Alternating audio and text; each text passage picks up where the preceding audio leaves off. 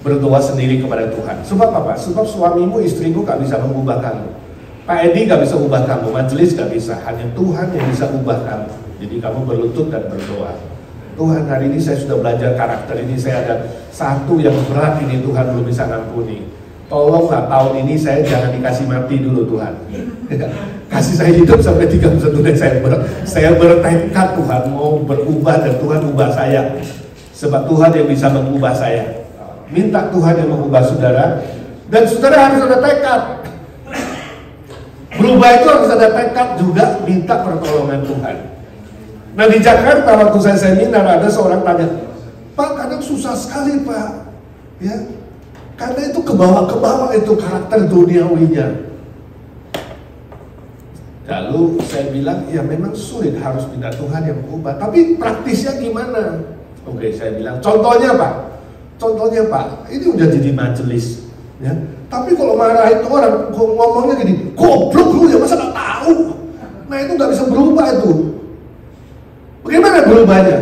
Oke, tekad ya, saya kasih usul tapi kamu harus tekad loh mau berubah. Oke, gimana Pak? Gini, tiap kali kamu ngomong goblok, tampar pipimu 5 kali. Bilang sama diri sendiri, kan udah janji mau berubah, jangan ngomong lagi. Minta Tuhan tolong, kamu juga ada tekad. Jadi kalau kamu salah gak tumbuh, gamparlah dirimu sendiri. Itu bagus juga ya. Jadi saudara harus punya niat ya, supaya bisa maju dalam pertumbuhan kan. Saudara ya mendengar kata pemimpin, saudara mikirin apa? Ya, orang-orang dunia menganggap orang yang berkedudukan tinggi, ya, orang yang punya jabatan, orang yang punya kekayaan, orang yang punya otoritas mutlak, orang yang punya hak untuk memerintah, ya, orang yang apalagi punya kuasa, itu konsep duniawi. Tapi bagaimana dengan konsep Yesus Kristus? Ya, kita baca satu bagian firman Tuhan kalau saudara bawa Alkitab. Ya, di dalam Injil Matius pasal ke-20, Injil Matius pasal ke-20 ayat 25 sampai 28.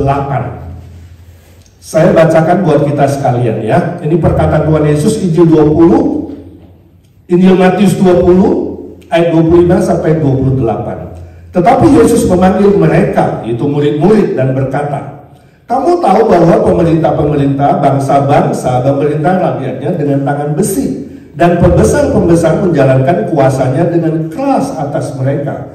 Tidaklah demikian di antara kamu.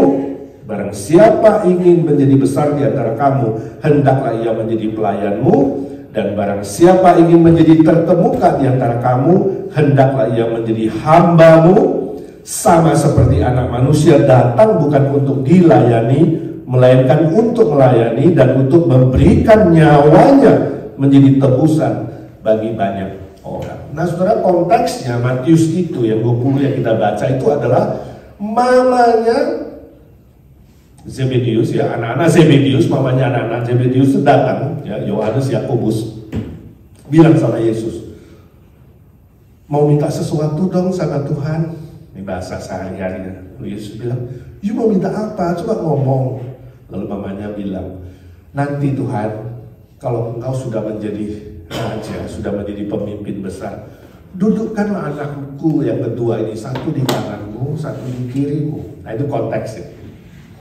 Jadi rupanya mamanya anak-anak Zebedius itu juga punya konsep sekuler, bahwa jadi pemimpin itu punya kedudukan tinggi. Kalau bisa satu tangan kiri Yesus, satu tangan kanan, tapi Yesus bilang apa?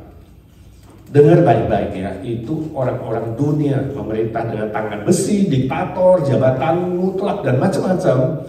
Tapi kamu beda, kamu muridku. Jadi saudara, istilah pemimpin bukan hanya untuk para pemimpin atau orang-orang yang punya jabatan, orang-orang yang punya apalagi kedudukan, ya, majelis, aktivis. Sebenarnya pemimpin bisa untuk semua murid Yesus. Semua orang Kristen bisa jadi pemimpin menurut Yesus. Jadi saudara jangan pikir, materi malam ini kayaknya bukan untuk saya nih, saya orang Kristen biasa aja. Bukan. Untuk semua orang percaya yang berstatus murid Kristus bisa jadi pemimpin. Saudara bisa pimpin keluarga, Pemimpin di masyarakat, di pemerintahan, di politik, atau teman, sudah bisa memimpin satu orang minimal. Ya. Dan Yesus bilang, kamu berbeda, kamu muridku, kamu beda dengan dunia. Barang siapa ingin menjadi tinggi, dia harus menjadi yang rendah. Barang siapa ingin menjadi yang besar, dia harus menjadi yang kecil. Lalu Yesus memberikan contohnya, dirinya sendiri. Sebab anak manusia pun, aku ini datang bukan untuk melayani, bukan untuk dilayani, melainkan untuk melayani. Jadi Yesus kasih contoh yang paling perfect, paling sempurna, bahwa sebagai pemimpin, sebagai raja segala raja, dia rela turun sebagai manusia yang mati menjadi juru selamat bagi kita. Jadi Yesus bukan hanya mengajar, tapi sungguh-sungguh ada contoh. Jadi kita melihat ada dua konsep, dunia dan Kristus. Nah, kata kedua yang penting adalah integritas. Apa artinya integritas? Integritas. Menurut bahasa hurufiahnya, sebenarnya integritas itu artinya yang masuk sama dengan yang keluar. Input sama dengan output. Kalau suara saya masuk di mic ini 100 dan keluar di speaker itu 100, berarti alat ini, sound system ini berintegritas tinggi. Tapi kalau masuk 100 keluar 50, artinya apa? Kurang berintegritas. Jadi integritas artinya apa yang di dalam secara internal itu harusnya sama dengan apa yang keluar secara eksternal. Perbuatan kita, tingkah laku kita, apa yang bisa dilihat itu harusnya sama dengan apa yang di dalam. Apa yang diomongin sama dengan apa yang dilakukan. Jadi secara internal dan eksternal, integritas artinya bisa bertanggung jawab secara dalam dan luar, dimanapun, ya, baik melalui perkataan, perbuatan, tingkah laku. Orang yang bisa diandalkan, dipercaya secara penuh. Sebab apa? Sebab sebenarnya hidupnya transparan, bisa dilihat, ya, seperti tembus pandang, dalam dan luar itu nyata, tidak seperti orang-orang munafik atau orang-orang yang tidak mengenal Tuhan. Itu artinya integritas. Jadi Yesus memberikan sebuah konsep baru. Pemimpin yang sejati itu menghamba, servant leadership. Ya, seolah-olah pemimpin dan hamba itu konflik, bertentangan, tapi sebenarnya tidak. Tapi menyatu, ya, menjadi sebuah sintesa. Pemimpin dan hamba menjadi sebuah seperti paradoks, kelihatan bertentangan, satu di atas, satu di bawah, ya. Tapi sebenarnya itu sesuatu kombinasi yang indah. Kalau mau jadi pemimpin, jadilah pemimpin yang melayani, yang menghamba, ya. Kalau jadi hamba yang melayani, jangan jadi hamba yang, bodoh, tidak tahu apa-apa, diinjek-injek, dihina orang. Bukan itu. Jadilah seorang hamba yang bisa memimpin. Jadi hamba yang memimpin orang kepada kebenaran, hamba yang memimpin orang kepada Kristus, tapi juga pemimpin yang bisa menghamba. Ini kombinasi yang sangat indah. Nah, bagaimana kriteria pemimpin yang sedemikian, pemimpin yang berintegritas? Kita baca Lukas 17 ayat 7 sampai 10, ya. Lukas 17 ayat 7 sampai 10.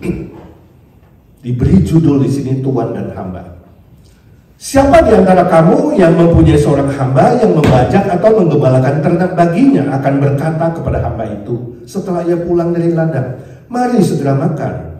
Bukankah sebaliknya ia akan berkata kepada hamba itu, sediakanlah makananku, ikatlah pinggangmu dan layanilah aku sampai selesai aku makan dan minum, dan sesudah itu engkau boleh makan dan minum. 9. Adakah ia berterima kasih kepada hamba itu karena hamba itu telah melakukan apa yang ditugaskan kepadanya?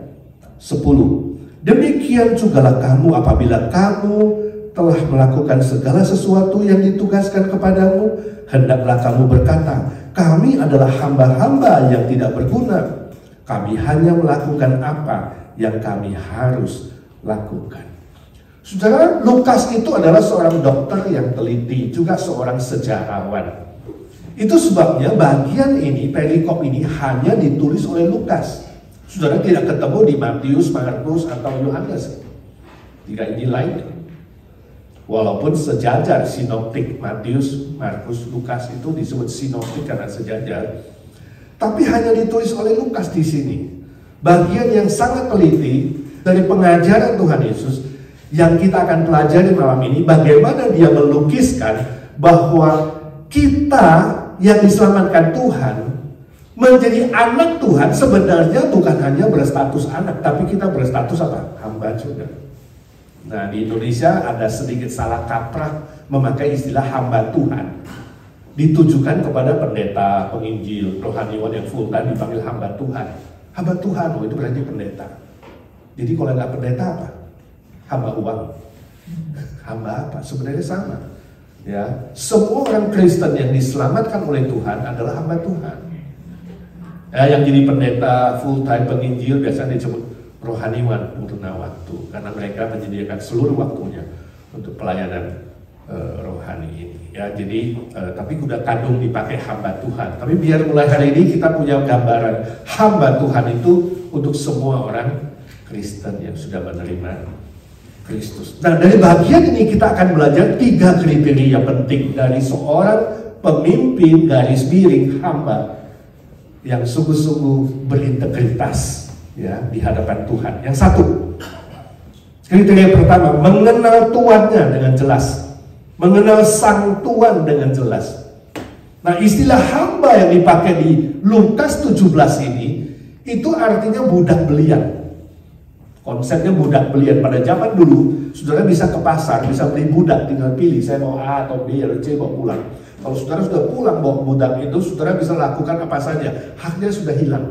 Haknya sudah di tangan saudara sebab saudara telah membelinya.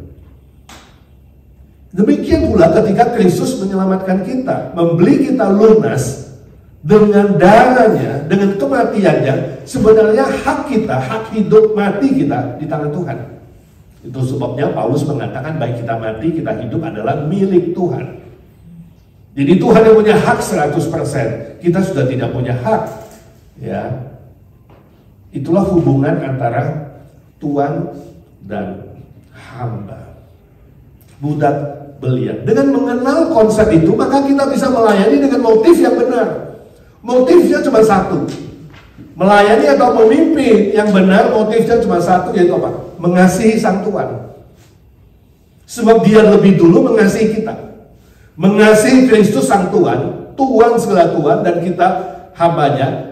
Goal kita, motif kita itu adalah mengasihi Tuhan, dan goal kita menyenangkan. Tuhan itu bilang, padahal ini udah pulang capek loh si hamba itu. Ikat pinggangmu, layani aku makan minum sampai selesai. Jadi tujuan seorang hamba atau pemimpin yang berintegritas adalah apa? Aku ingin menyenangkan Tuhanku. Aku ingin menyenangkan Tuhan yang sudah selamatkan aku. Aku mau melayani dengan kasih seperti kasih yang aku terima dari Dia. Itu juga yang dikatakan oleh Rasul Paulus dalam Kolose 3:23, ya kan? Apapun juga yang kamu buat, apapun perkataan, perbuatan, apa saja, lakukanlah dengan segenap hatimu seperti untuk Tuhan, bukan untuk manusia. Padahal kita melayani manusia, kita memimpin manusia. Tapi dalam memimpin dan melayani itu kita pikir ini aku lakukan untuk Tuhan. Maka saudara bisa bertahan, maka saudara bisa setia. Maka saudara tidak takut tantangan, tidak takut kesulitan, berjuang, tetap semangat, tidak gampang putus asa. Kenapa? Aku lakukan untuk Tuhan. Tadi tidak tahu selama ini saudara melayani, goalnya untuk apa, tujuannya. Ada orang ingin cari nama, cari jabatan, cari pangkat, cari keuntungan, ya, iseng-iseng, kesepian di rumah. Ya udahlah, timbang kesepian, gue mau melayani lah, ya. Mari kita perbaiki motif kita. Ya, mari kita perbaiki tujuan kita supaya kita sungguh-sungguh menjadi hamba, pemimpin yang berintegritas di hadapan Tuhan. Saya ingat waktu saya menjadi pembina pemuda di gereja Mangga Besar. Waktu itu masih muda, belum menikah, masih bujangan. Saya pembina mereka, anak-anak muda banyak. Kita pemuda tiap Sabtu kira-kira 200-an orang. Ya. Yang melayani juga banyak. Ada satu di bagian sound system rajin sekali. Saya terus perhatikan dia. Datang 1 jam sebelumnya, beresin semua sound system, kabel-kabel dengan baik, pulang terakhir setelah semua udah selesai. Kalau ada yang tidak beres, dia yang dipanggil, ini gimana ini, dia yang dipanggil, dia yang dikritik, yang ditegur, ya. Tapi dia nggak pernah bersuara, ya. Pakaiannya sederhana, hanya kaos oblong. Teman-teman anak muda pakainya keren-keren, mungkin berpikir mudah-mudahan aku ketemu pacar di pemuda. Kan dulu cari pacaran di pemuda, ya. Saya begitu kan. Ke gereja cuma dua ses, Jesus dan ses. Tapi ini anak rajin, ya. Lalu satu hari saya tanya dia, kamu mau nggak pindah pelayanan? Saya lihat kamu sudah lama di sini, datang lebih awal, pulang lebih terakhir. Kadang-kadang pas kita mau makan, kamu kehabisan makanan. Ya, kalau kamu jadi WL atau jadi singer, minimal kamu pakainya lebih rapi, ya seperti sekarang kumap, ya kan? Udah punya pacar belum? Belum. Nah makanya lu gak dapat pacar.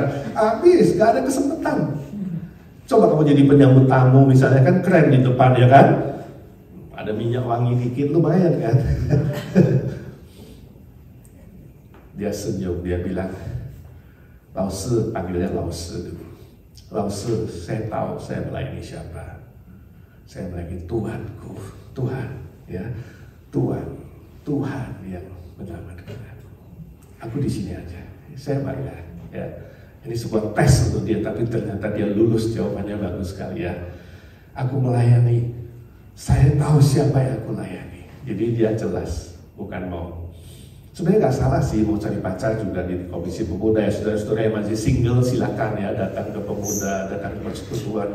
Saya nggak menghakimi atau melarang orang kalau ke gereja cari Jesus dan ses, boleh aja ya. Timbang cari di night club, betul nggak? Timbang dapat di diskotik, mending dapat di gereja ya. Tapi poin saya di sini adalah kalau kita kenal siapa Tuhan yang kita layani, kita bisa setia, kita bisa bertahan, ya. Kita nggak takut dengan segala kesulitan atau kemudian angin-anginan, ya. Kalau dipuji rajin, nggak dipuji hilang, bukan itu ya. Tapi kita betul-betul bisa setia sampai akhir. Satu lagi pendeta, dia pernah cerita dia pimpin KKR di sebuah gereja. Nah sebelum pimpin KKR itu komisi wanita, paduan suara waktu itu komisi wanita. Mereka makan-makan juga. Saudara tahu kalau wanita kumpul 5-6 orang itu bisa jadi apa? Jadi pasar. Tanya rame, wah cocok rame sekali. Sambil makan itu ya, nggak tahu ngomong apa, pokoknya rame lah. Namanya paduan suara, kalau ibu-ibu udah kumpul, waduh. Nah, habis makan bersama, pendeta habis makan dia mau ke toilet, dia bilang. Dia lewatin ibu-ibu ini untuk ke toilet sebelah sana.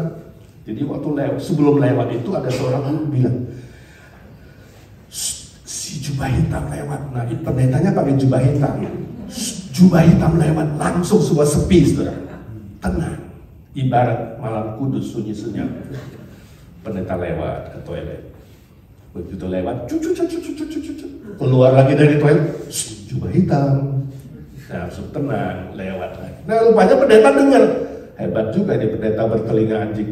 Ya, ya. Jadi waktu khotbah dia ngomong, saudara-saudara, saya bangga dengan paduan suara wanita kita, sebab mereka masih takut dengan si jubah hitam.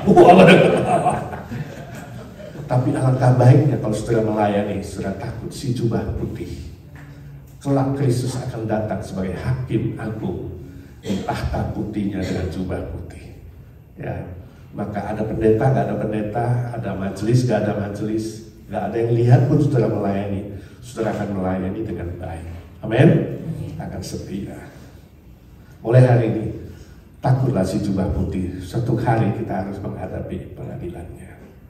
Yang kedua, kriteria dari pemimpin atau hamba yang berintegritas, mengenal tugas dan kewajibannya dengan baik. Tadi mengenal Tuhan, siapa yang dilayani, sekarang dia mengenal tugasnya. Nah, si hamba itu sungguh-sungguh tahu tugasnya. Dia melakukan apa? Tugas di luar, misalnya mengerjakan ladang, menggembalakan ternak, melakukan apapun yang diberikan kepada dia. Nah setelah dia pulang, dia juga tahu tugasnya, kewajibannya. Mempersiapkan makanan, minuman untuk melayani sang Tuhan. Artinya apa? Dia tahu karunia-Nya. Dia tahu tugasnya dengan baik. Nah saudara yang melayani juga seharusnya demikian, bukan? Jangan melayani hanya coba-coba, tapi saudara tahu, memang saudara diberi karunia itu. Saya anjurkan bagi saudara yang belum tes karunia, saudara tes karunia Roh Kudus.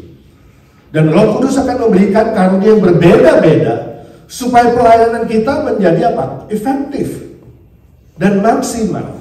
Kenapa kadang-kala kita melayani kita rasa jenuh, maunya mundur, putus asa, kecewa, kurang bersemangat, kurang maju. Kenapa?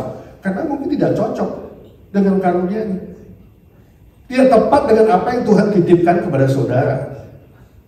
Kalau tepat, saudara pasti bergairah, pasti saudara semangat, cocok, dan saudara menikmati, saudara ingin maju. Itu semua tanda bahwa karunia-Mu tepat dan benar.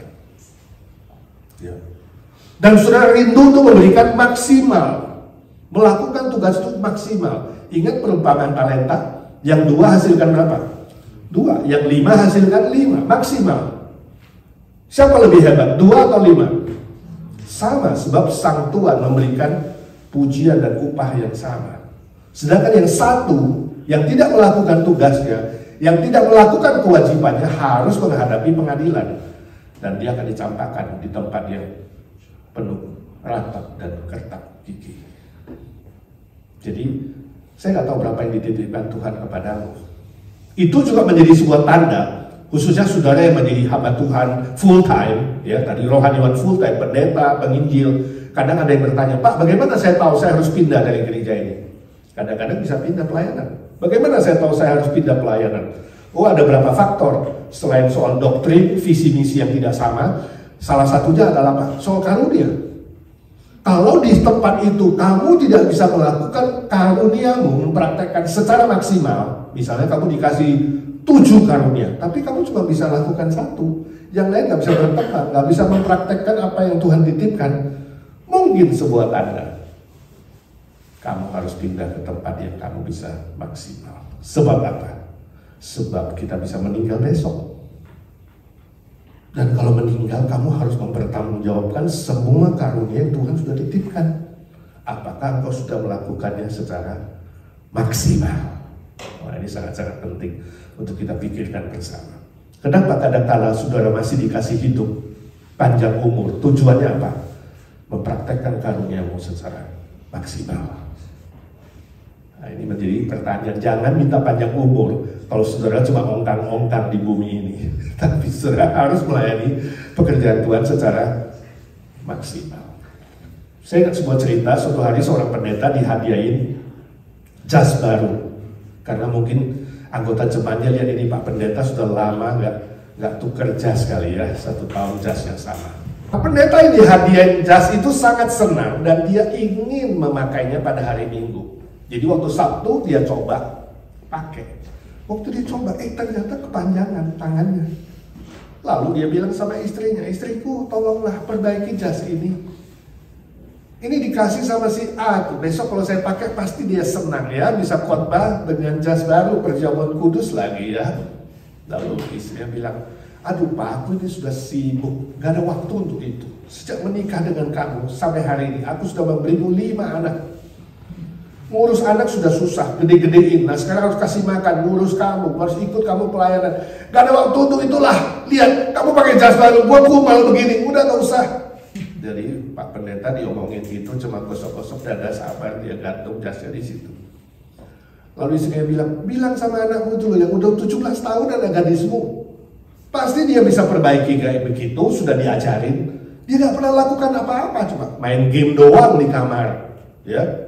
Main apa lagi? Main medsos pokoknya, aduh ongkang-ongkang deh, suruh dia. Jadi suaminya, si pendeta datangi anaknya. Anakku bantulah papa. Kasihan papa besok mau pakai jas kepanjangan tangannya, perbaiki sedikit 2 inci aja.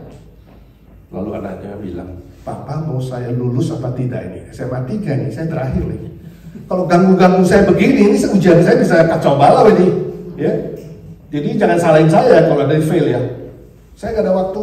Waduh, ngalah juga Pak Pendeta, gosok-gosok dada, dia gantung jas, tarikin. Lalu malam hari tidur, pendeta udah tidur ngorok, doa langsung tidur. Istrinya sampai jam 12 gak bisa tidur, terus kolek, gelisah. Akhirnya dia bangun, berdoa di pinggirannya. Tuhan, kenapa aku gak bisa tidur ya?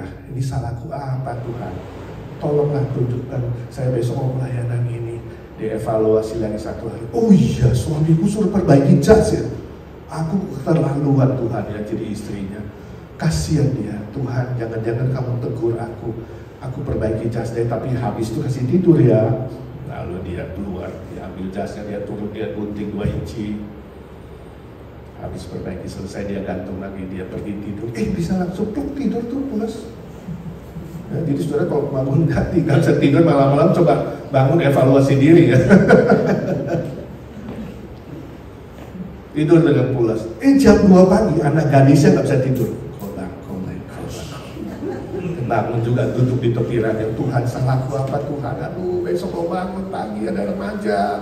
Kenapa nggak bisa tidur? Oh iya, tadi Papa suruh perbaiki jas aku, anak kurang ajar ya, nggak perbaiki. Aduh, kasihan Papa. Tuhan, aku perbaikilah, nanti kasih tidur ya Tuhan. Dia keluar, dia ambil jas lagi, dia gunting lagi 2 inci, jepret, dia jahit, dia gantung. Lalu pergi tidur, pules. Pagi-pagi, wah, makan pagi di meja itu semua kelihatan ceria dan senang ya, khususnya istri pendeta. Pak, aku mau kesaksian dulu Pak, sebelum kita doa Pak. Kemarin ini jam 12 aku bisa tidur, mulai ceritalah. Sampai akhirnya perbaiki jas, sudah tidur dengan enak. Lalu anaknya bilang, hah? Mama perbaiki jas? Aku juga jam 2 bisa tidur, Ma. Pendeta ketawa, dia tes jasnya, ting, kependean.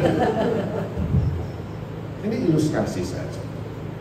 Tapi memberikan kita sebuah pelajaran. Ketika kamu tidak jelas tugasmu, ketika kamu tidak mengenal baik kewajibanmu, tanggung jawabmu, maka pelayanan akan kacau balau, kehidupan akan kacau. Tapi ketika semua kita melakukan tugas, mengenal tugas dan kewajiban dengan baik, pelayanan pekerjaan akan berjalan dengan, bukan saja di gereja, di rumah, di keluarga, di masyarakat, di dunia politik, pemerintahan, dan di pelayanan, semua akan berjalan dengan baik. Amin. Yang terakhir, yang ketiga, kriteria seorang hamba atau pemimpin yang berintegritas, mengenal dirinya sendiri. Jadi selain mengenal Tuhan, mengenal tugas tanggung jawab, kita harus mengenal diri. Ayat 9 dan 10, ketika hamba sudah melakukan tugasnya, dia tidak memuji diri, dia tidak sombong, tapi dia mengatakan, aku hanya melakukan apa yang harus aku lakukan. Aku hamba yang tidak berguna. Padahal berguna gak? Sangat-sangat berguna di luar dan di dalam. Tapi dia dengan rendah hati mengatakan, aku tidak berguna. Dia ingat siapa sih dirinya? Budak liar. Ya, kalau kita mau ingat siapa sih, kita dulu debu. Ya, tanah, kita dari tanah dan kembali ke tanah. Dari debu dan kembali ke debu. Oh, you gak tahu kapan dipanggil, saya juga gak tahu.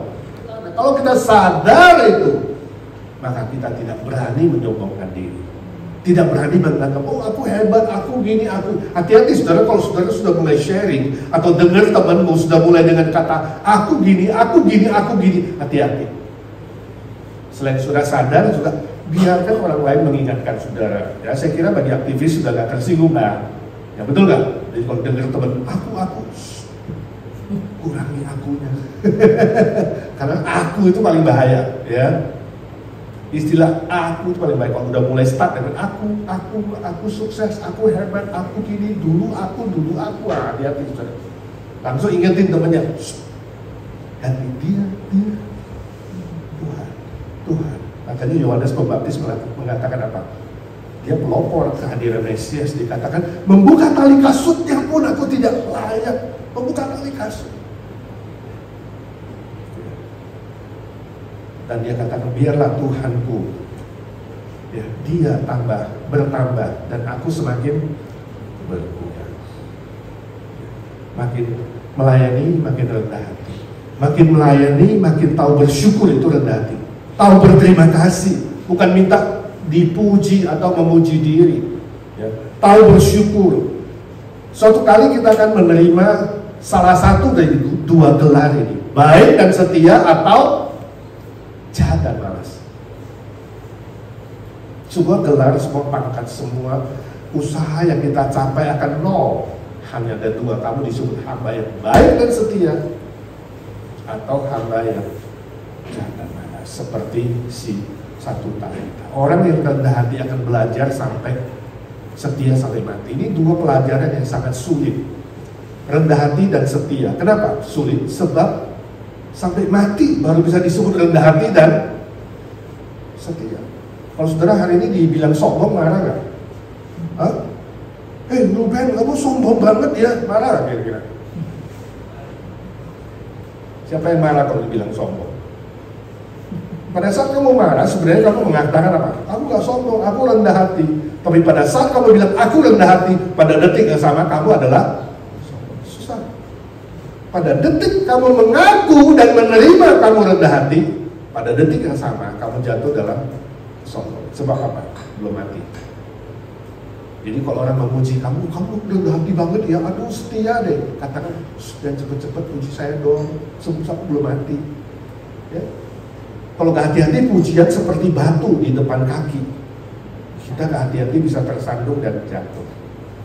Jadi kalau orang muji tetap diterima, tapi kembalikan kemuliaan bagi Tuhan dan minta didoakan.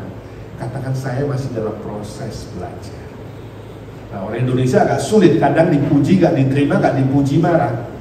Kamu bagus deh ya, tadi nyanyi, pimpin nyanyi, bagus sekali suaramu. Enggak lah, itu juga gak latihan, buru-buru kok. Artinya ada 2 macam, kok mau dipuji lagi. Sehingga orang bilang, iya kok, ditegasin lagi kan. Pengen dipuji lagi, jadi enggak lah gitu. Tapi kalau kita tadi bilang, tadi nyanyian kok agak fals sedikit deh, lagu ketiga. Ya sudah, minggu depan, lo ya, gak usah suruh gua. Jangan suruh WL atau singer lagi, no. Nah, kita bingung, dia mau dipuji apa enggak ya? Makannya bagus, enak, enggak lah, tadi juga aduh, cincai-cincai kok, buru-buru ya. Tapi kalau kita bilang, kok agak keasinan ya udah, suruh orang lain aja. Jangan juga begitu ya, Indonesia susah, kita kan lain. Jadi kalau orang puji, sudah katakan thank you, biarlah Tuhan yang dipuji. Hatimu, pikiranmu kembalikan segala pujian untuk Tuhan. Ada orang bilang di Indonesia, jangan dipuji Pak, nanti besar kepala. Nah, soal orang besar kepala atau tidak, itu urusan dia. Kalau dia dipuji besar kepala, akibatnya naik motor berarti helmnya gak kuat. Bukan urusan lu. Tapi urusan kamu adalah memuji, memberi apresiasi perlu, memberi penegasan perlu, ya. Saling menguatkan, bagus lo tadi Paul main gitarnya, ya. Diterima, thank you, doain ya, saya masih mau terus maju, terus belajar. Jangan enggak lah, gitu ya. Akhirnya mau dipuji lagi, bener kok, enggak lah, dipuji terus ulang-ulang. Ya. Ya, diterima, kita perlu memberi apresiasi, tapi yang dapat apresiasi bersyukur, kembalikan kemuliaan bagi Tuhan. Dan katakan doakan saya, supaya saya setia sampai mati. Karena kalau nggak sampai mati, belum setia, bisa berubah kan? Suatu kali alumni pendeta-pendeta, berapa ratus orang bikin retret. Dalam acara hari pertama adalah memilih pendeta yang paling rendah hati. Waduh, vote, kepilihlah seorang pendeta, dapat hadiah, sertifikat pendeta yang paling rendah hati, 20 juta rupiah, dan sebuah pin dari Mas, pendeta paling rendah hati, versi 2022. Yeah. Senang gak? Kalau saudara pilih senang gak? Ya senang lah, dapat 20 juta, gua mau terima sertifikat, terima duit, senang dong. Mulai besok pakai pinnya kemana-mana ke ruang tamu. Ketemu orang, pin pendeta paling rendah hati, ya. Versi gue. Rupanya panitia perhatiin tuh, dapat pin jadi lain ini Pak Pendeta ya. Lalu hari terakhir diumumkan, keputusan panitia berubah. Pin diminta kembali sebab pendetanya ternyata tidak rendah hati. Susah loh rendah hati. Pada detik kamu merasa rendah hati, pada detik itu juga kamu jatuh dalam kesombongan. Very difficult. Tapi kita sama-sama belajar dalam proses sanctification, proses pengudusan dari Tuhan, sehingga kita boleh lulus menjadi hamba atau pemimpin yang berintegritas. Bapak di surga, kami sudah menyelesaikan seminar singkat ini tentang pemimpin, pelayan yang berintegritas. Memasuki tahun yang baru, Tuhan izinkan kami melayani baik di rumah, di gereja, di masyarakat, dimanapun posisi jabatan kami. Tuhan, jadikanlah kami murid-murid Kristus yang berintegritas, sehingga boleh menjadi kesaksian bagi banyak orang nama Tuhan dimuliakan, dan hidup kami bermanfaat bahkan bernilai kekal. Tolonglah kami bukan hanya menjadi pendengar-pendengar firman, tapi kami semua menjadi pelaku-pelaku firman Tuhan. Terima kasih Tuhan, terima kasih. Kau sudah dengar doa kami. Sebab kami minta di dalam satu nama Tuhan Yesus Kristus, satu-satunya pengantara kami, Tuhan segala Tuhan, Allah segala Allah, Raja segala Raja, Gembala kami yang baik, yang hidup selama-lamanya. Amin.